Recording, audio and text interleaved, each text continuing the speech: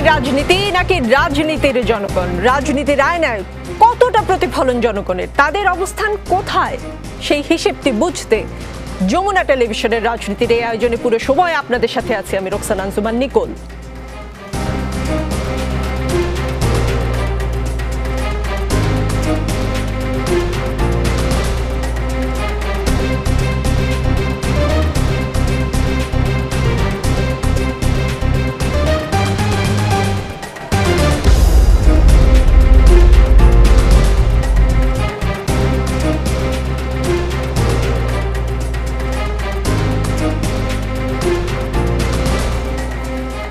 রাজনীতি আমরা সাজিয়েছি একটু ভিন্নভাবে। এখানে লেভেল প্লেইং ফিল্ড বজায় রাখার চেষ্টা থাকবে। অতিথিদের নির্দিষ্ট সময় বেঁধে দেওয়া হবে কথা বলার জন্য।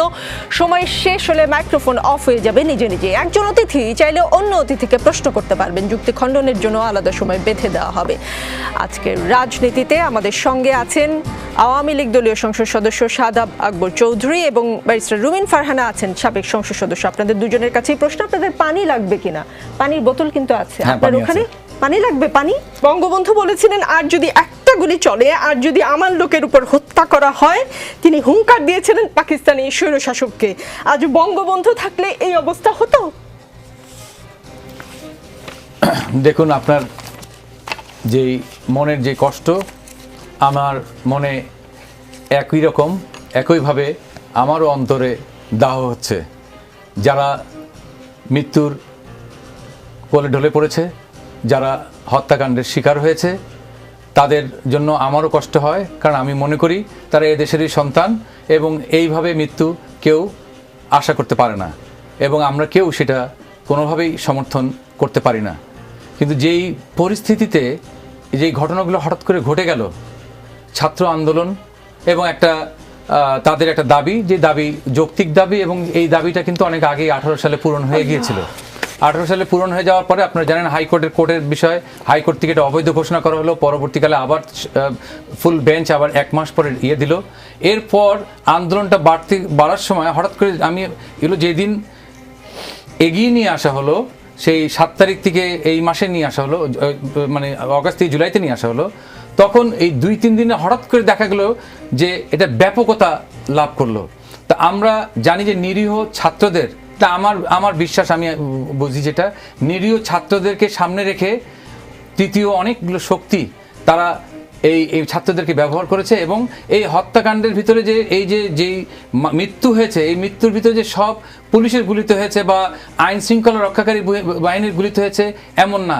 এখানে তৃতীয় শক্তি এবং তারা অস্ত্র হাতে। আজকে আমার কাছে একটা ভিডিও এসেছে, আমি আমার ফেসবুকে আপলোড করেছি, যেখানে কোনো পুলিশ ছিল না, কেউ ছিল না।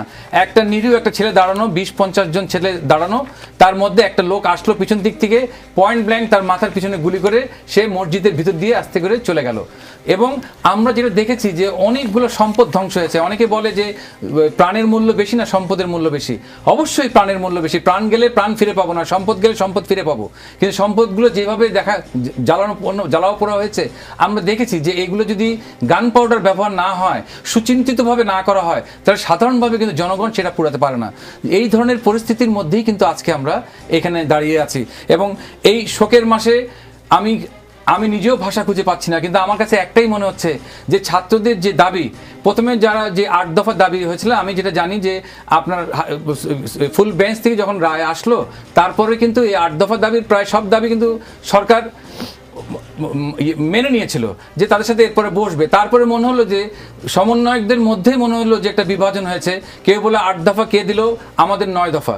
এখনো যদি আমি মনে করি দেশটা তো আমাদের সবার, এই দেশটাকে যদি আমরা যেইভাবে যা হচ্ছে এটা হতে থাকলে কিন্তু কারো লাভ হবে না, যেদিকে অর্থনৈতিকভাবেও আমরা ধ্বংস হয়ে যাব। অবশ্যই দেশটা আমাদের আমরা চাই যে এই সাধারণ ছাত্র যাদের যে দাবিগুলো, এই দাবিগুলো যেটা আজকে যেরকম 9 দফা আসছে, আমি শুনেছি আগামীকাল 9 দফার পক্ষে একটা মিছিল হবে দাবি আদায়ের জন্য।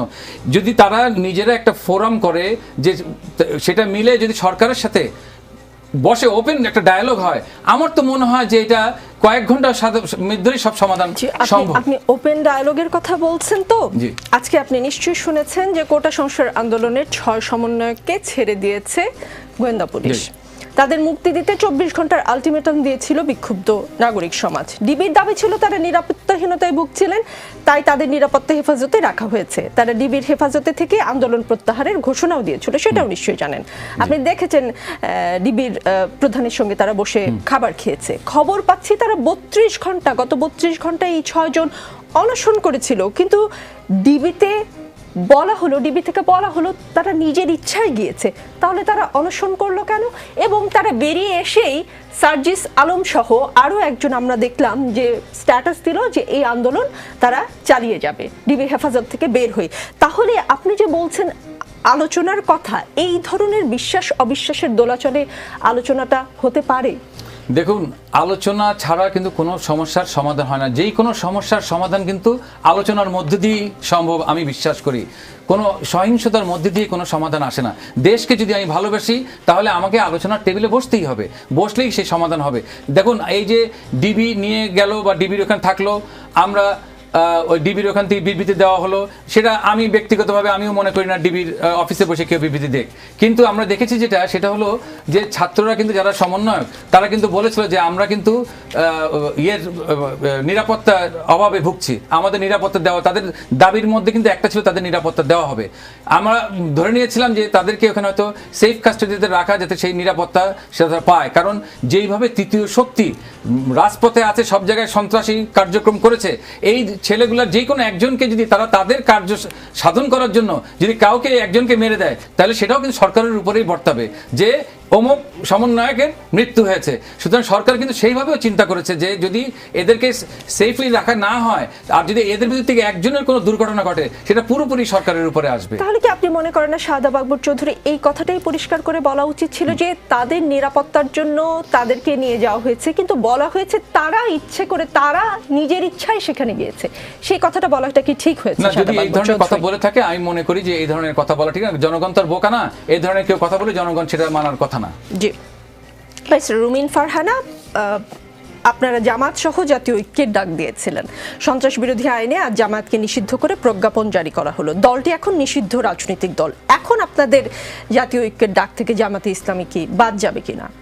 আপনাকে অসংখ্য ধন্যবাদ। দেখুন, বাংলাদেশে বর্তমানে যেই পরিস্থিতি বিরাজ করছে তাতে জাতীয় ঐক্যের জন্য আলাদাভাবে ডাক দেবার আর কিছু আছে বলে আমি মনে করি না। বাংলাদেশে যতগুলো রাজনৈতিক দল আছে, অতি ডান থেকে শুরু করে অতি বাম, নিবন্ধিত থেকে শুরু করে অনিবন্ধিত, যারা রাজনীতি নিষিদ্ধ নানান রাজনৈতিক কারণেই যাদের রাজনীতি নিষিদ্ধ, তারা থেকে শুরু করে যাদের রাজনীতি করবার এখনো কাগজে কলমে অধিকার আছে, বাস্তবে কতটুকু তাদের রাজনীতি করতে দেয়া হয় না হয় সেটা নিয়ে আলাপ হতে পারে, অ্যাটলিস্ট কাগজে কলমে নিষিদ্ধ নয়, এরকম সকল দলই আসলে এখন বাংলাদেশের মুক্তির সংগ্রাম, আমি আবারও কথাটি উচ্চারণ করছি, বাংলাদেশের মুক্তির সংগ্রামে ঝাঁপিয়ে পড়েছে। এটাকে আমি মুক্তির সংগ্রাম বলছি এ কারণেই যে এই যে কোটা সংস্কার আন্দোলন নিয়ে এত আলোচনা, নিকোল, আমি আন্দোলনের শুরুতেই বলতে একেবারে জুন মাসে না, মিড জুলাই আমার মনে হচ্ছিল এই আন্দোলনটি আসলে কোটাকে সামনে রেখে হচ্ছে বটে, তবে এটি কেবলমাত্র কোটা সংস্কারের আন্দোলন যদি আপনারা কেউ মনে করেন বা মানুষ যদি মনে করে, বিরাট ভুল ভাবা হবে। মানুষের ভেতরে পুঞ্জীভূত তীব্র ক্ষোভ যদি না থাকতো এই আন্দোলন আজকে এখানে আসে না। প্রধানমন্ত্রী তো বারবারই বলছেন তাদের দাবি মেনে নিয়েছি, যদিও জুন মাসে হাইকোর্টের অর্ডার হওয়ার পরে জুলাই মাসে সরকার অ্যাপিল করেছে, যখন কোটা সংস্কার আন্দোলন তীব্র হয়েছে তখন। আজকে দেখছিলাম মাননীয় প্রধানমন্ত্রীর দীর্ঘ বক্তব্য ডেইলি স্টারে এসছে, এবং তিনি এত দীর্ঘ বক্তব্য এবং এত ডিটেইলে সাধারণত গণমাধ্যমে আসে না, আজকে এসছে। সেখানে উনি বলেছেন আমি তো সাথেই অ্যাপিল করেছি, অর্থাৎ অ্যাজ ইফ জুনেই নাকি কোটা অ্যাপিল করে স্টে করা হয়ে গেছিল হাইকোর্টের রায়। তা তো নয়, আসলে হাইকোর্টের রায় হয়েছে জুনে, এরপর 1 মাস অপেক্ষা করে জুলাইতে যখন আন্দোলন দানা বাঁধলো, তীব্র হলো, তখন অ্যাপিল করা হলো। যাই হোক, অ্যাপিল বা নিয়ে আদালত নিয়ে আলোচনা না করি, যারা আন্দোলন করছেন তারা কিন্তু এখন স্পষ্টভাবেই বলছেন এতগুলো লাশ, বাংলাদেশ তো দূরেই থাক, পাকিস্তান আমল ব্রিটিশ আমল কোনো আমলেই পড়ে নাই।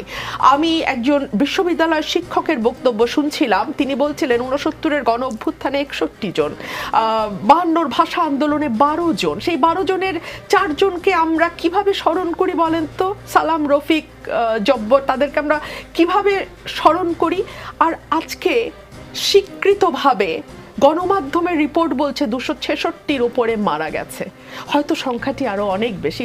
অনেকের মৃত্যুর খবর তো কোথাও আসেই নাই। ফর এক্সাম্পল, আমার বাসায় যেই সাহায্যকারী আছেন, তার মেয়ের হাজব্যান্ড, উনি একজন গাড়ি চালক, ওনার মেয়ের হাজব্যান্ড গাড়ি চালক, 30-35 বছর বয়স, গুলিতে মারা গেছে। এই খবরটা কি এসছে কোনো পত্রিকায়? আসার কি কথা? কথা তো না।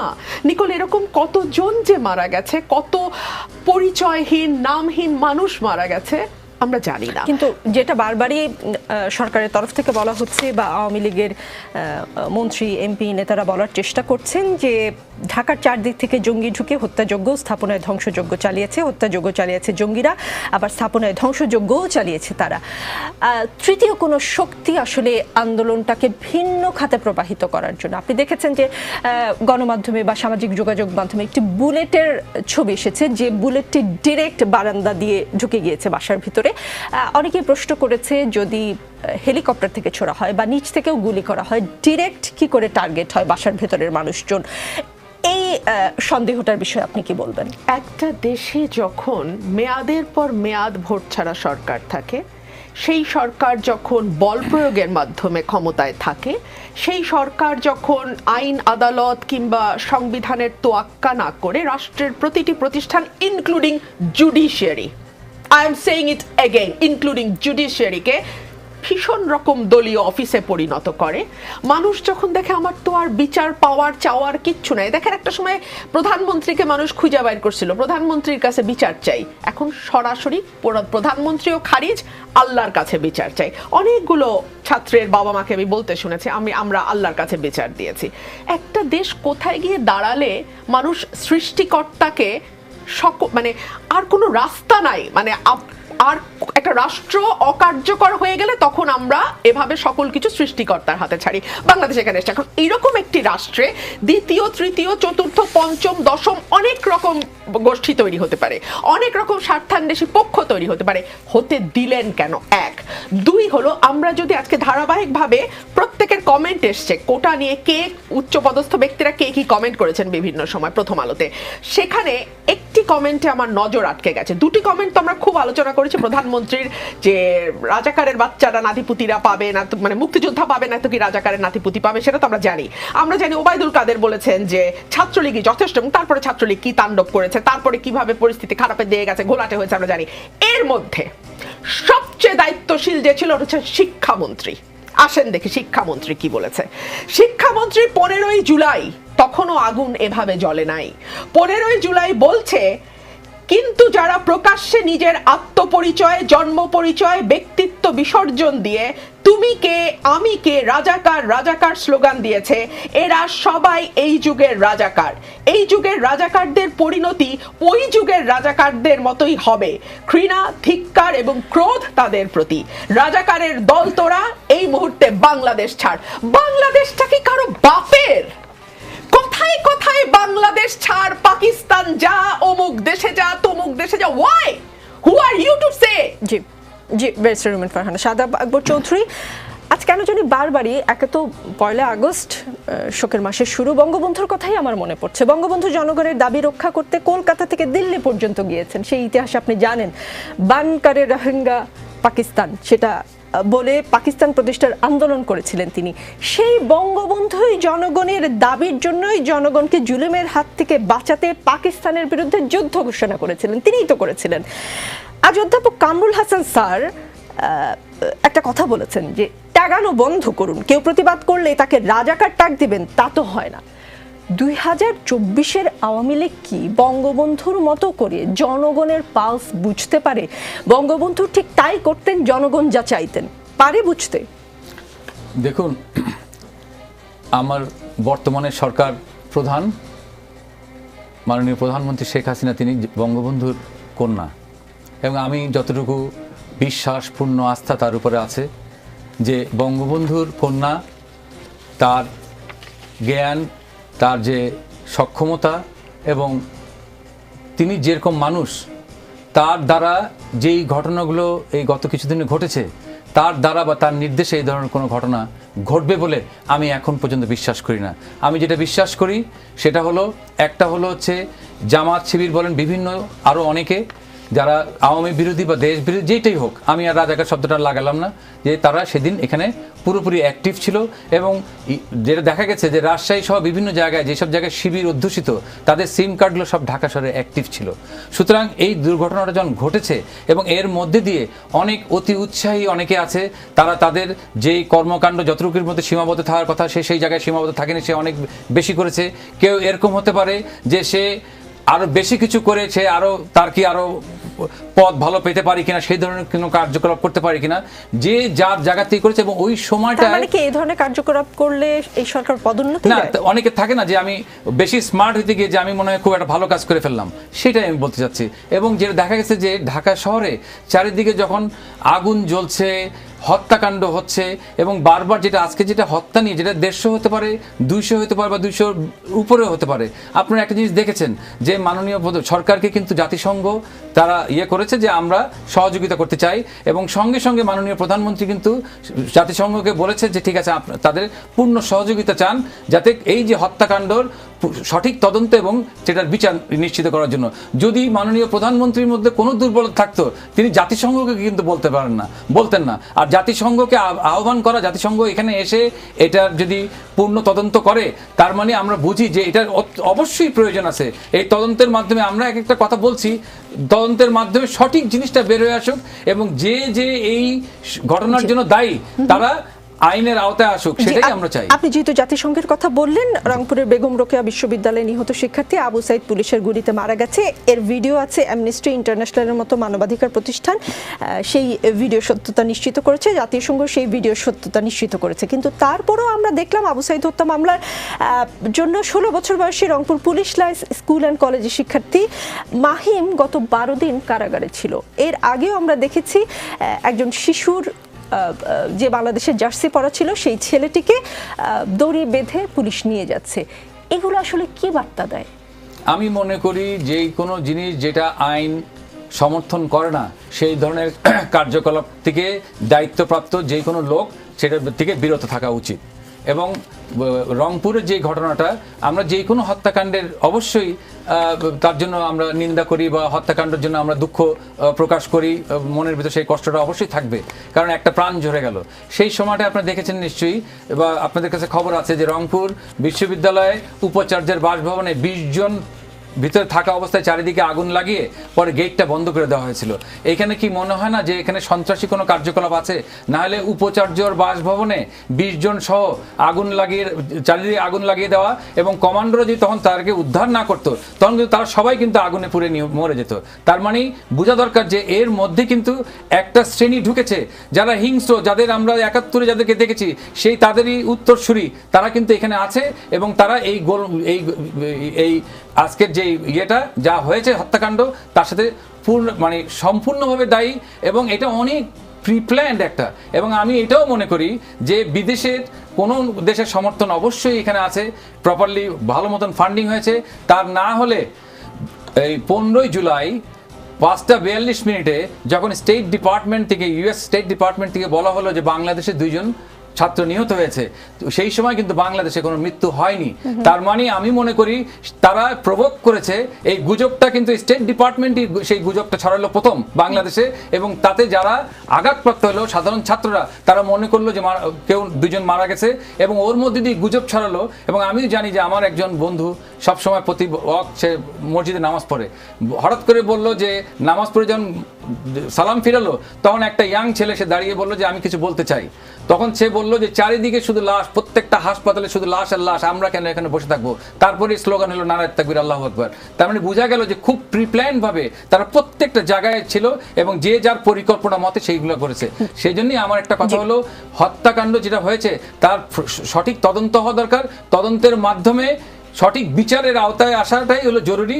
আর ছাত্রদের যে দাবিগুলো আছে, সেই দাবিগুলো নিয়ে অবিলম্বে যদি প্রপারলি বসা যায়, এটার সমাধান সম্ভব। আপনি তো বলছেন তদন্ত হওয়া দরকার, কিন্তু তদন্ত হওয়ার আগে ঘটনা ঘটার পরপরই তো আমরা শুনলাম এটা জামাত বিএনপি জামায়াতের কাজ। আপনারা বলে ফেলেছেন, আমরা বলেছি, আমরা এখনো বলি, তদন্ত করার আমরা আগে এখনো বলি। আপনারা দাবি করছেন যে জঙ্গি তৃতীয় পক্ষ বা জঙ্গি ঢুকে হত্যাযোগ্য এবং ধ্বংসযোগ্য চালিয়েছে। জামাত শিবির।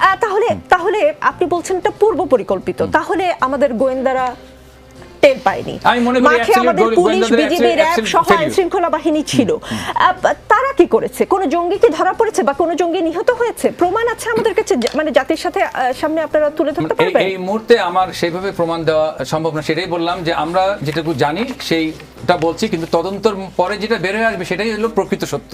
জি। ব্যারিস্টার রুমিন ফারহানা, মুক্তিযুদ্ধের ইতিহাস ও চেতনাকে মুছে দিতেই পরিকল্পিতভাবে বিটিভিতে হামলা করা হয়েছে বলে মনে করেন অভিনয় শিল্পীরা।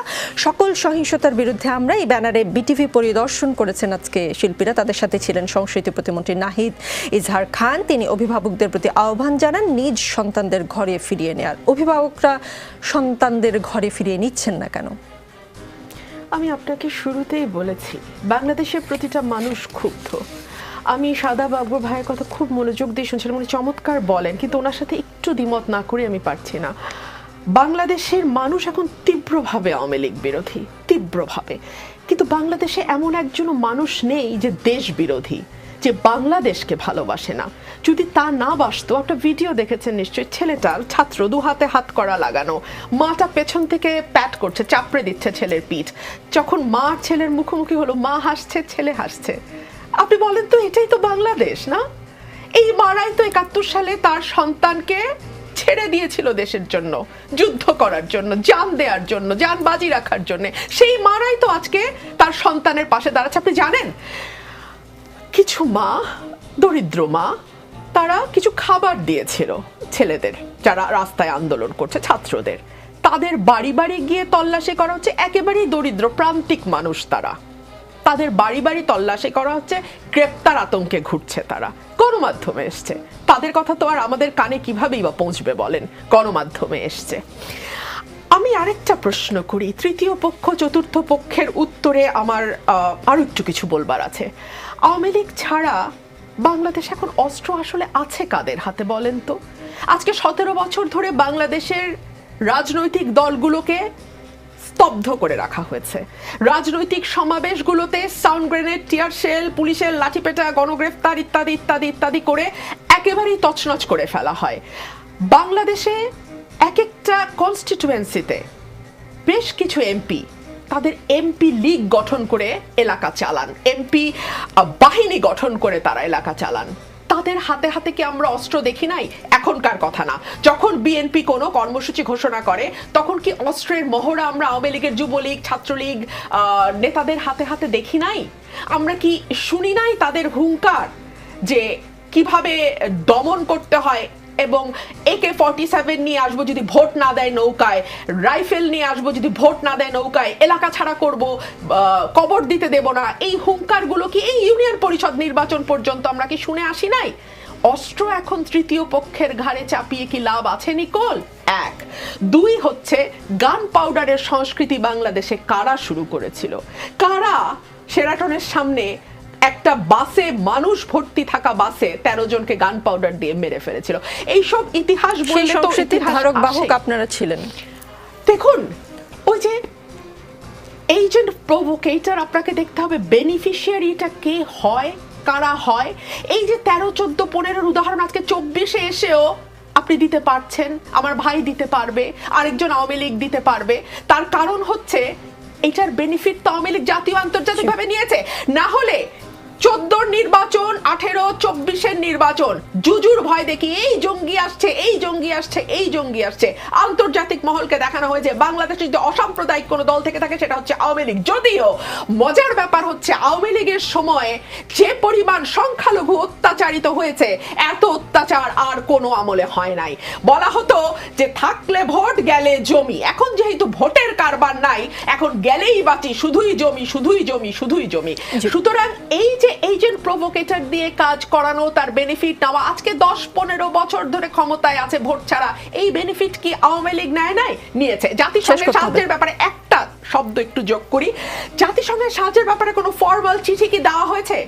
তদন্ত বাংলাদেশে স্টপ করে বাংলাদেশ বাংলাদেশ সরকার কি জাতিসংঘকে চিঠি লিখেছে যে পূর্ণ তদন্ত আপনারা করেন? লিখে নাই। এটা মুখে মুখে এখন বাহবা নেওয়ার জন্য প্রধানমন্ত্রী যেহেতু বলেছেন নিশ্চয়ই করবেন। প্রধানমন্ত্রী তো আসলে অনেক কথাই বলেন। সেদিন দেখছিলাম ছাত্ররা বলছে প্রধানমন্ত্রী তো বলেন একটা, হয় আরেকটা, করেন আরেকটা। আচ্ছা যাই হোক, আমি আমার কথা এখনো শেষ করিনি।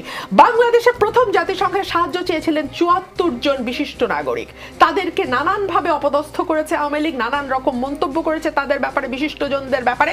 এখন যখন দেখছে অবস্থা সত্যি বেগতিক, তখন তারা জাতিসংঘের কথা বলছে। এটাও মুখে মুখে, কারণ সত্যিকারের কোনো ফর্মাল প্রসেস কি আওয়ামী লীগ শুরু করেছে কিনা, অনেক দিন তো হলো। যে করেছে কিনা নিশ্চয়ই শাহাদাব আকবর চৌধুরী সেই জবাব দিবেন। আমি ফিরে আসছি রাজনীতিতে, বিরতি বলে কিছু নেই, একটু পরে আসছি।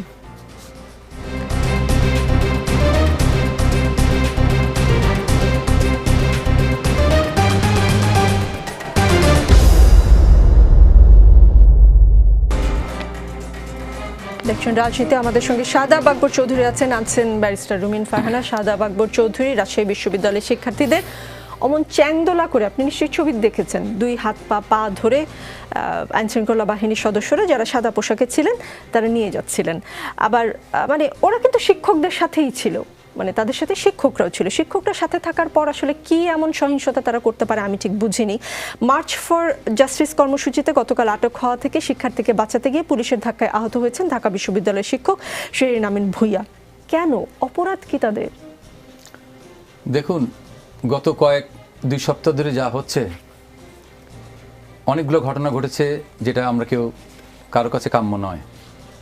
সবাই চাচ্ছে এখন শান্তিটা কিভাবে ফিরিয়ে আনা যায়, কিভাবে কার কি দাবি দেওয়া যায় সবাই আমরা জানি, সেইগুলো নিয়ে কিভাবে একটা সমাধানের দিকে যাওয়া যায়।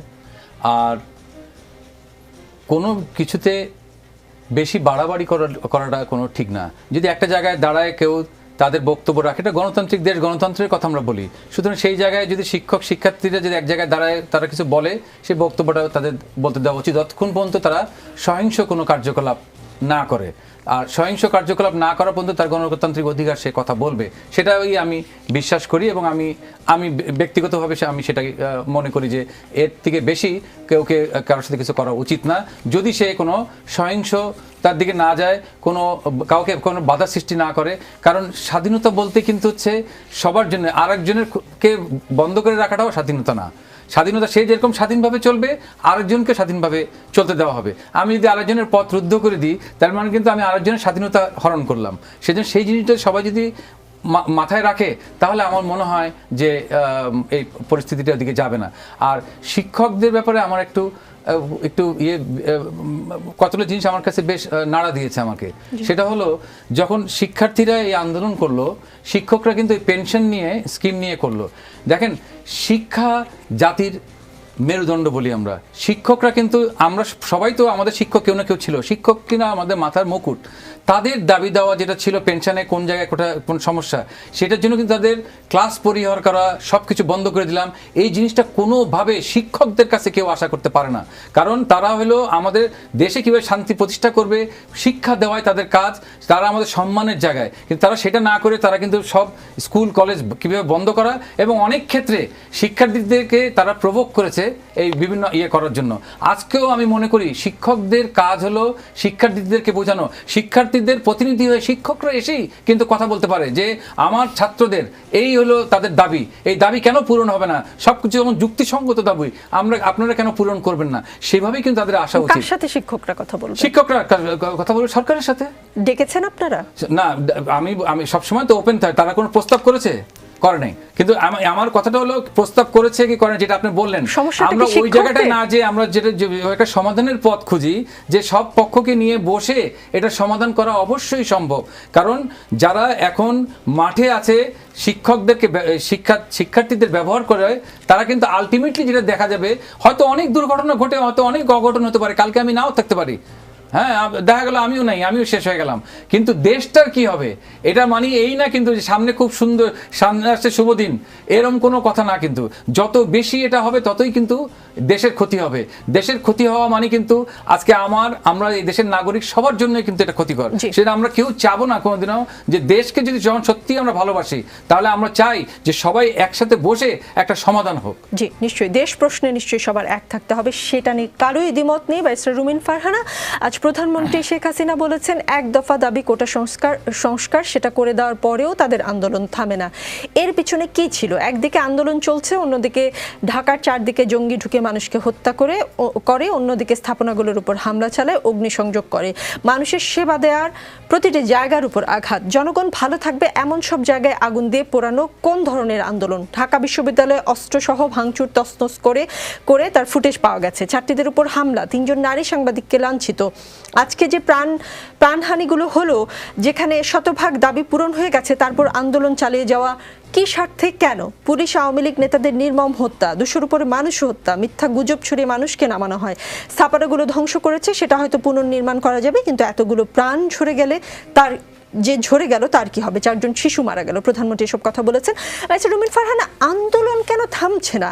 মানে জামায়াতকে সাথে নিয়ে আপনারা কি আন্দোলনের আগুনে আলু পুড়িয়ে খাওয়ার যে বিষয়টি, সেটি করবার কোনো চেষ্টা করছেন কিনা? প্রধানমন্ত্রীকে ধন্যবাদ না দিয়েই পারছি না। শেষমেশ উনি বললেন যে স্থাপনা তো করাই যাবে, প্রাণগুলো তো আর ফিরে আসবে না। প্রধানমন্ত্রী যেভাবে শুরুর দিকে মেট্রো রেল, পদ্মা সেতু, কি বলে ওগুলো, কেপিআই সেতু ভবনে দৌড়াচ্ছিলেন, আমার তখন মনে হচ্ছিল এই দেশে জন্মালাম হতেম যদি মেট্রো রেল কিংবা পদ্মা সেতু। যাই হোক, এখন শেষমেশ বোধহয় ওনার চারপাশের মানুষজন ওনাকে একটু হলেও বুঝিয়েছে যে মানুষের প্রাণ আসলে আপনি আর ফেরাতে পারবেন না। পদ্মা সেতু, মেট্রো রেল আপনি থাকুন বা না থাকুন, ভবিষ্যৎ সরকার যেই থাকুক না কেন, সেটা আবার তৈরি করা যাবে। প্রধানমন্ত্রী যদি বুঝেই থাকেন যে ঢাকার এটা কোটা বিরোধী আন্দোলন নয়, কোটা সংস্কার আন্দোলন নয়, এটার ভেতরে অন্য কোনো তথ্য আছে, তাহলে উনি সঠিকভাবেই বুঝেছেন। এটা সত্যিই কোটা সংস্কারের আন্দোলন আর নয়। এটা বাংলাদেশের দীর্ঘদিনের মানুষের যেটা second class citizen feeling. Second class citizen ফিলিংটা কি? আমার ভাই বলছিলেন যে বাড়াবাড়ি করলে তো কিছু ব্যবস্থা নিতেই হবে। আমি ভাইয়ের সাথে সম্পূর্ণ একমত। বাড়াবাড়িটা কি? ভাই বা আওয়ামী লীগের কাছে বাড়াবাড়ি হচ্ছে সরকারের বিরুদ্ধে টু শব্দ উচ্চারণ করা, আর মানুষের, রাষ্ট্রের নাগরিকের কাছে বাড়াবাড়ি হচ্ছে তার ভোটের অধিকার কেড়ে নেওয়া, তাকে গুম করা, তাকে তুলে নিয়ে যাওয়া। এই যে দেখুন, তার নিরাপত্তা দেওয়ার নামে তাকে কতগুলো দিন তাকে আটক করে রাখলো, 6টা দিন, এর মধ্যে 32 ঘন্টা তারা অনশন করতে বাধ্য হলো। এগুলো হচ্ছে বাড়াবাড়ি করা। এখন আওয়ামী লীগের বাড়াবাড়ির সঙ্গে জনগণের বাড়াবাড়ির তো আসলে মিল হচ্ছে না। আওয়ামী লীগ যেটাকে বাড়াবাড়ি মনে করে, জনগণ সেটাকে বাড়াবাড়ি মনে করে। জনগণ মনে করে আওয়ামী লীগ 15 বছর ধরে যা করছে সেইটা বাড়াবাড়ি, এবং সেই বাড়াবাড়ির জবাব দিতেই মানুষ আজকে রাস্তায় নেমেছে। প্রধানমন্ত্রীর উপলব্ধি সঠিক, এটা আসলে কোটা সংস্কার নয়।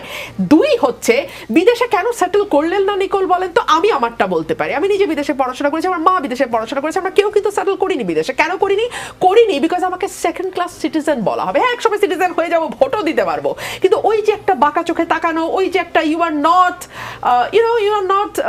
ইন আওয়ার গ্রুপ, তুমি আসলে ভিন্ন কেউ, তুমি অন্য কেউ, এই ফিলিংটা যাতে কোনোদিন বোধ করতে না হয়, এই জন্য নিজের দেশে ফিরে আসছি। নিজের দেশে ফিরে আসার পরও যদি কথায় কথায় শুনতে হয় পেয়ারা পাকিস্তান, পাকিস্তান চলে যাও, ওনার দলের বিরুদ্ধে, ওনার সরকারের বিরুদ্ধে কিছু বললেই যখন মুক্তিযুদ্ধের বিপক্ষ শক্তি হয়ে যায়, মুক্তিযুদ্ধের চেতনার বিপক্ষ হয়ে যায়, ইত্যাদি ইত্যাদি ইত্যাদি ট্যাগ করতে থাকে, যাচ্ছে তাই ভাবে, তখন তো তার বিস্ফোরণ আসলে এইরকমই হওয়ার কথা ছিল। আর আলু পোড়া, ডিম সেদ্ধ যাই বলেন না কেন, এটার উত্তরে আমি খোলামেলা ভাবেই বলতে চাই, গত 17 বছর তো বিএনপি বিরোধী দলে আছে। বিএনপির বিগত কয়েক বছরের আন্দোলনও আপনারা দেখেছেন এবং যথেষ্ট মজাও করেছেন সেই আন্দোলন নিয়ে। এমনকি আমাকেও টকশোর টেবিলে উপস্থাপকরা হর হামেশাই প্রশ্ন করতেন যে আপনাদের তো আন্দোলনে কি হয়, আপনারা পালিয়ে যান, সান গ্রেনেড হলে বা টিয়ার শেল মারলেই তো আপনারা নাই হয়ে যান। সেই বিএনপি এখন গত 1 মাস ধরে পুরো বাংলাদেশকে আগুন বানিয়ে রাখতে পারছে, তাহলে ডেফিনেটলি বিএনপি খুবই শক্তিশালী, এবং এই শক্তিশালী বিষয়টা সরকারকে স্বীকার করতে হবে, 1। এবং 2 হচ্ছে, যেহেতু বিএনপি আসলে পুরো বাংলাদেশকে তার পিছনে নিতে পেরেছে সরকারের তত্ত্ব অনুযায়ী, তাহলে সরকারের আসলে উচিত হবে, যেহেতু এটা ডেমোক্রেটিক কান্ট্রি, মানুষের রায় শেষ কথা দিন শেষে, মানুষ যেহেতু এখন বিএনপির পেছনে দাঁড়িয়েছে, বিএনপির পক্ষে রায় দিয়েছে, বিএনপি যা করতে বলছে তাই করছে, বিএনপির হাতে ক্ষমতা দিয়ে সরকারের আসলে সরে যাওয়া উচিত। শাহাদাত আকবর চৌধুরী, কোটা সংস্কার আন্দোলনকে কেন্দ্র করে সংঘাতে হতাহতের ঘটনায় আওয়ামী লীগের সাধারণ সম্পাদক ও সেতুমন্ত্রী ওবায়দুল কাদের এবং স্বরাষ্ট্রমন্ত্রী আসাদুজ্জামান খান কামালকে শিক্ষার্থীদের কাছে ক্ষমা চাওয়ার আহ্বান জানিয়েছেন যশোর ৬ আসনের স্বতন্ত্র সংসদ সদস্য আজিজুল ইসলাম। একই সঙ্গে শিক্ষার্থীদের প্রতি সমবেদনা জানিয়ে বর্তমান পরিস্থিতিতে দ্রুত আলোচনার পরামর্শ দিয়েছেন তিনি। আজিজুল ইসলাম কেশবপুর উপজেলা ছাত্রলীগের সাবেক নেতা। আপনাদের দল থেকেও কিন্তু এই ধরনের দাবি আসছে যে ক্ষমা চাইতে হবে প্রকাশ্যে, বলবেন কিছু? দেখুন, ক্ষমা চাওয়ার বিষয়টা হলো, ধরেন আমি নিজে কোনো একটা কোথাও কোনো অন্যায় করলাম বা কোনো ভুল করলাম, আমি আমার ব্যক্তি দিয়ে বলছি, সেখানে যদি আমি আমার এলাকায় বারবার একই কথাই বলি, যদি আমি যদি কোনো ভুল করি বা আমি যদি কোনো অন্যায় করি, আমার আপনাদের কাছে 10 বার ক্ষমা চেতেও আমার কোনো সমস্যা নেই। কারণ আমি জানি এই ক্ষমা চাওয়ার মধ্যে দিয়ে আমি ছোট হচ্ছি না, এই ক্ষমা চাওয়ার মধ্যে দিয়ে আমি আমার উদারতা দেখাচ্ছি। সুতরাং কোন পরিস্থিতিতে কে কি বলেছে এবং কোন পরিস্থিতিতে যদি একটা মানুষের মনে করে যে সে কারো বিরুদ্ধে আসলো, যেন আপনি বললেন যে দুজনের নাম বললেন, তারা যদি যারা বলছে তাদেরকে সামনে নিয়ে যদি বসার পরে যদি একটা মানুষ যে বলতেও পারে যে ঠিক আছে, যদি কোনো কিছু আমাদের ভুল হয়ে থাকে সেটার জন্য আমরা ক্ষমা প্রার্থী, কিন্তু জিনিসটা হলো কি, ওরকম পরিবেশটা যদি একটা আসে, আমার যেটা বললাম আমি আপনার, যে কোনো বিষয় কিন্তু আসলে সব সমাধান কিন্তু টেবিলে। আমরা দেখি বিভিন্ন জায়গায় বিভিন্ন দেশে যুদ্ধ হয়, আন্দোলন হয়, অনেক কিছু হয়, কিন্তু সমাধান, কারণ আজকের যেই আন্দোলন দেখছি, আজকে আপা যেটা বললেন যে আসলে এটা কোটা আন্দোলন নয়, একটা কথাটা কিন্তু চলেই আসলো, বেসিক্যালি এটা কোটা আন্দোলন নয়, এটা সবাই মিলে বিভিন্ন শক্তি তারা সরকারের পতনের জন্য এই পূর্ব পরিকল্পিতভাবে এটা করেছে।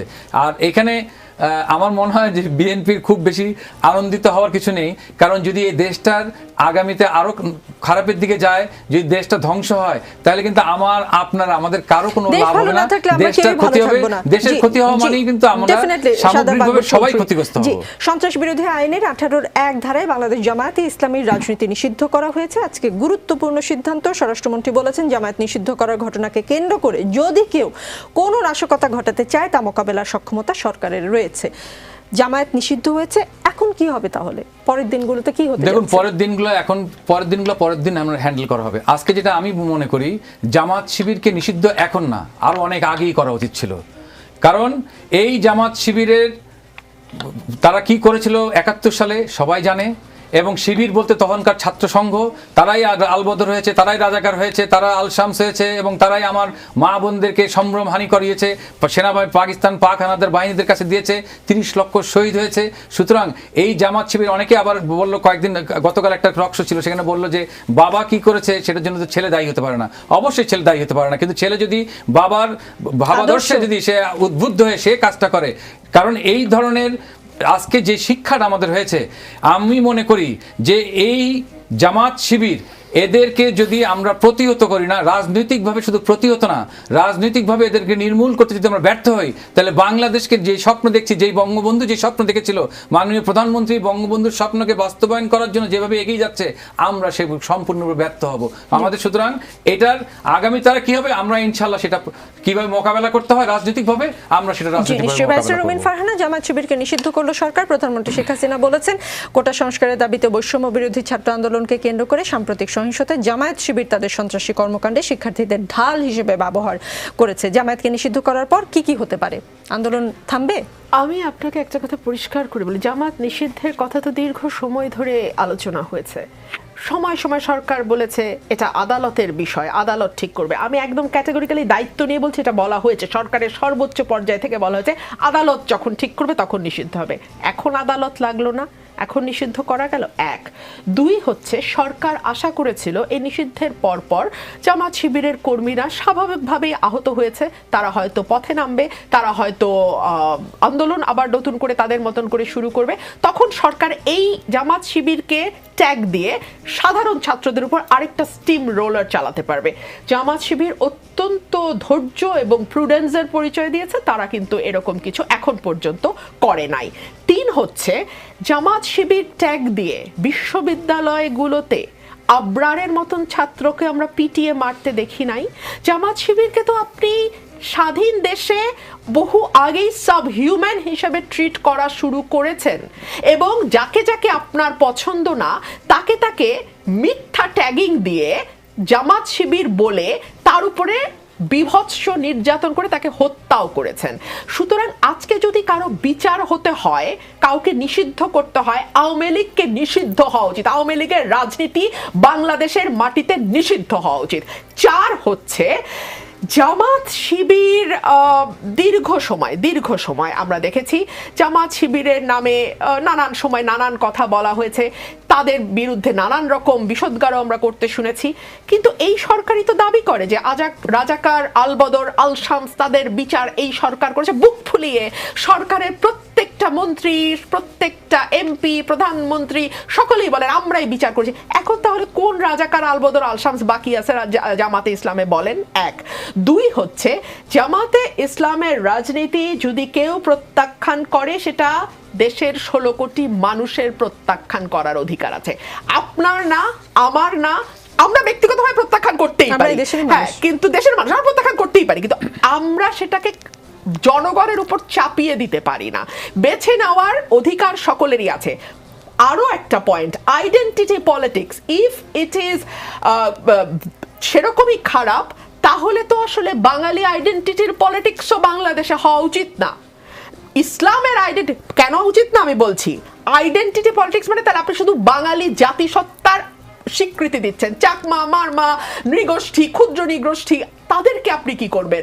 মুসলমান আইডেন্টিটির পলিটিক্স যেমন অনেকেই বলেন গ্রহণযোগ্য না, তেমনি জাতিগত আইডেন্টিটির পলিটিক্সও তো একই কথা। Identity politics is identity politics, weather that is ধর্ম অর দ্যাট ইজ জাতি, মানে দিন শেষে তো আইডেন্টিটি পলিটিক্স। এই সকল কিছুর বিবেচনায় আমি মনে করি দিন শেষে এটা আওয়ামী লীগের আরেকটি ভুল পদক্ষেপ। কারণ এই বিচারের ভার কে রাজনীতি করবে, কে করবে না, কে কোন আদর্শে করবে না। দেখুন জামাতের ভোট তো আসলে 3%-এর বেশি কখনো তেমন ছিলও না। এখন অবশ্য ভোট হয় না, আমরা জানি না তাদের ভোট কোথায় গিয়ে দাঁড়িয়েছে বা কোথায়, আমরা বলতে পারছি না। কিন্তু এই 3% বা 30% বা হোয়াট এভার ইট ইজ, এইটা তো যাচাই করবার ভার মানুষের হাতে দিয়ে দেওয়া উচিত, মানুষ ঠিক করবে। জি, রুমিন ফারহানা, ছোট করে এক লাইনে বলবেন, আজ শিক্ষা মন্ত্রণালয়ের সহযোগিতায় পুলিশের হেফাজতে থাকা 3 এইচএসসি পরীক্ষার্থীর জামিন হয়েছে এবং কোনো এইচএসসি পরীক্ষার্থীর আটকের তথ্য জানানোর জন্য একটি নির্দিষ্ট মেইলে তথ্য পাঠানোর অনুরোধ জানানো হয়েছে। শিক্ষা মন্ত্রণালয়ের এই উদ্যোগকে আপনি কিভাবে দেখেন? একদমই সময় নেই, প্লিজ ছোট করে বলবেন। এইচএসসি পরীক্ষাই হচ্ছে না, এইচএসসি পরীক্ষা পিছিয়ে গেছে এবং আদৌ এটি কবে হবে জানি না। আমার স্কুল, আমার কলেজ হলি ক্রস ভিকারুননিসা, তারা সহ অন্যান্য যে স্কুল কলেজগুলো আছে, প্রতিটা ছেলে মেয়ে বলেছে শেষ মানুষটি মুক্তি না পাওয়া পর্যন্ত আমরা আসলে পরীক্ষায় বসবো না। শেষ মানুষটি মুক্তি না পাওয়া পর্যন্ত পরীক্ষায় বসবে না। শাদাব আকবর চৌধুরী, আমি ডিএমপির দেয়া শেষ যে খবরটি বলছি, মামলা 274টি, গ্রেপ্তার 3011 জন। এই 3011 জন কে, কারা? আমরা শুনতে পাই একদম তথ্য প্রমাণ হয়তো আমি এই মুহূর্তে আপনাকে হাজির করতে পারবো না, ছাত্রদের মোবাইল চেক করে করে তাদেরকে ধরা হচ্ছে। কেন? দেখুন, আমার মনে হয় এটা অতিরঞ্জিত কোনো কিছু একটা হবে, কারণ যাদেরকে ধরা হয়েছে একদম এর ভিতরে যে 1-2 জন কেউ নিরীহ নাই সেটা তো আমি বলতে পারবো না, কারণ আমি তো যেহেতু এর সাথে সংশ্লিষ্ট না। তবে আমি যতটুকু বুঝি যে যারা বিভিন্ন ধরনের এই অ্যাক্টিভিটিসের সাথে যুক্ত তাদেরকেই গ্রেপ্তার করা হয়েছে এবং অনেকেই দেখা যাচ্ছে প্রতিবন্ধকতা সৃষ্টি করা হয়েছে, সেই সময় হয়তো দেখা যাচ্ছে 2-4 জনকে ওখানে তুলে নেওয়া হয়েছে। এর অর্থ এই না যে সাধারণ ছাত্রদের উপর নিষ্পেষণ করা হচ্ছে এবং সাধারণ ছাত্রদেরকেই টার্গেট করে করা হচ্ছে। সাধারণ ছাত্রছাত্রীরা তো আমাদের সন্তান। আমরা যদি মনে করি যে ওরা ওদের থেকে আমরা আলাদা এবং ওরা আমাদের শত্রু, সেটাই সবচেয়ে বড় ভুল করা হবে। সেটা আমরা কোনোদিনও আমরা একমত।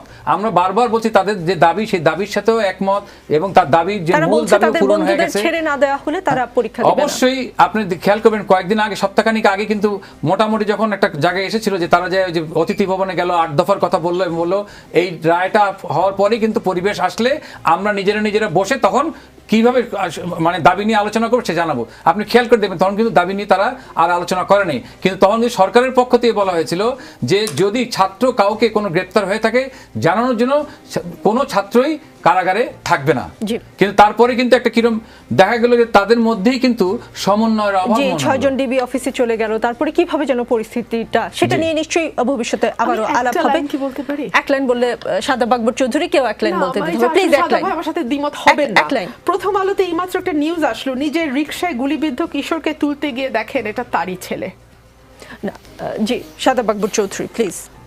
আমি আবারও বলছি যে আজকের এই পরিস্থিতি, আমরা যে সত্যি দেশকে ভালোবাসি, এরা আমাদের সন্তান, যারা চলে গেছে তাদের জন্য আমারও ভিতরে অন্তরটা জ্বলে পড়ে যাচ্ছে, এবং এটা আমি খালি এখানে সামনে মানুষকে বলানোর জন্য না, আমারও অন্তরটা পড়ছে, কারণ আমি চাই নাই যে একটা বাচ্চা, একটা সন্তান, কারণ আমারও তো ছেলে মেয়ে আছে, আমি চাই না আরেকজনের ঘরের কোনো কেউ যদি মৃত্যু হয় সেটাতে তার কি কষ্ট হচ্ছে সেটা আমরা বুঝতে পারছি, সেই বেদনাটা পুরোপুরি অনুভব করতে পারছি। সেই জন্য চাই যে শিক্ষকরা যাতে ছাত্রদেরকে উস্কে না দেয়, শিক্ষকরা বাবা মার ভূমিকা পালন করে, ছাত্রদের কিন্তু প্রকৃতপক্ষে বাবা মা জন্ম দেয় কিন্তু পড়ালেখা শিক্ষা তারা দেয়, তারা ছাত্রছাত্রীদেরকে বুঝিয়ে যদি এইটার সমাধানের জন্য সব পক্ষ মিলে বসে এটার সমাধানের জন্য এগিয়ে আসে, আমি মনে করি সমাধান হবে, দেশ বাঁচবে, এবং আগামীতে কে ক্ষমতায় আসবে সেটা নির্বাচনের মধ্যে দিয়ে সেই জিনিসটা আবার নতুন করে দেখা যাবে যে কারা আসবে। নিশ্চয়ই, দুজনকে অনেক ধন্যবাদ। বাংলাদেশ আমাদের সব পক্ষেরই দেশে, এই বাংলাদেশ ভালো না থাকলে কেউ ভালো থাকবে না। এই শোকের ক্ষত আমরা কবে কাটিয়ে উঠতে পারবো জানি না, তবে আর একটিও গুলি চলবে না। ছাত্রদের যেমন দাবি, এই দাবি আমি মনে করি আওয়ামী লীগ, বিএনপি, যে দল যে মতই হোক, সবারই একই দাবি, বাংলাদেশ ভালো থাকুক। ধন্যবাদ।